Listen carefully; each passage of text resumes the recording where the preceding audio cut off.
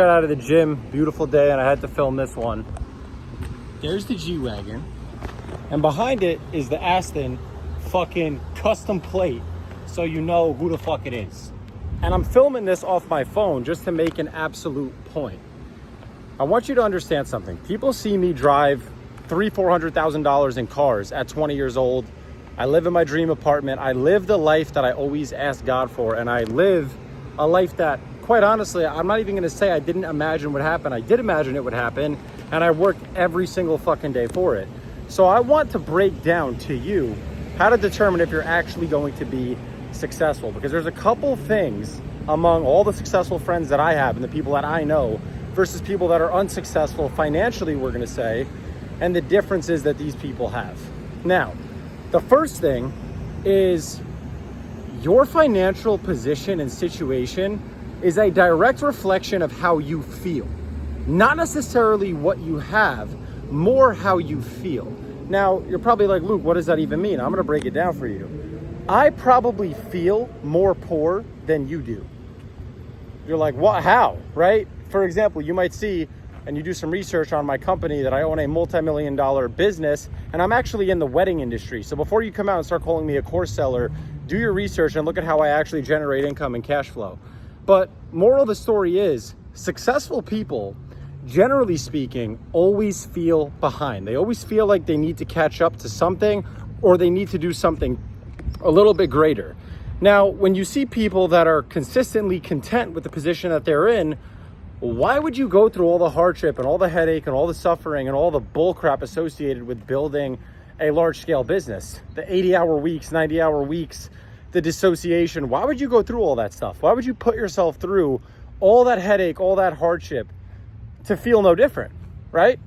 So it's a gift and it's a curse, because you have to understand that there's always more money to be made. Think about it. These banks will never run out of money. They could always get more money from the fucking Federal Reserve. But you got to understand this. If you're someone trying to build a business, your access to getting your hands on money is directly reflective of your skill set. And what I've noticed is that all my successful friends, and we can say myself included, we are all obsessed with being skilled people. Be it the skill of knowing how to start a company with nothing, how to buy a company, what assets to purchase once you're already making good money, who to hire, when to hire. These are all skills that we got obsessed with learning, and we just continued building upon and compounding. Fucking schmuck in his shitty ass BMW. But compounding and compounding and compounding as far as skills go. And that's really it. And we continue skill stacking until we build something as great as we want to. Look at this whole apartment complex behind me, okay? Look at all this. This is all owned by the same guy. I mean, that's the difference right there. Would you have any fucking idea how to put up an apartment complex? How to get the licensing permits to build and to do everything? And guess what?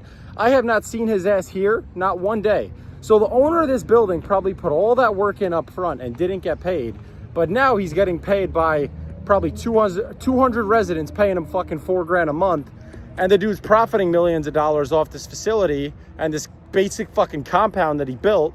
And now it's fucking relatively passive. So think about that, right?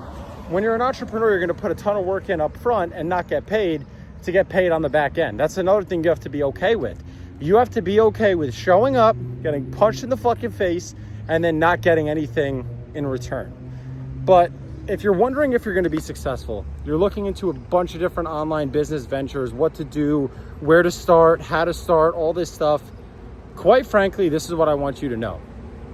You're going to succeed if you consistently feel like you're falling far behind.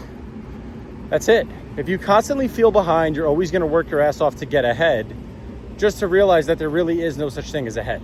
Everyone's playing the same game. Everyone fucking feels behind. Even the guys that are doing fucking 20 mil a month. Mind you, I'm nowhere near that. Even the guys that are pushing 8 figures a month, 9-figure business owners, savages, they feel further behind because they're not billionaires yet. So you got to think about it. New levels, new devils. And if you feel behind, you're always going to succeed. Like I said, I bought my dream cars at 19 and 20 years old. I bought my dream cars, right? But there's always a new level. There's someone that did it 2 fucking years before I did. There's someone that scaled to a larger point than I have. So you have to understand that that's the game. That's the game right there. You have to continue trying to scale. And if you're constantly trying to scale, you will. Go work.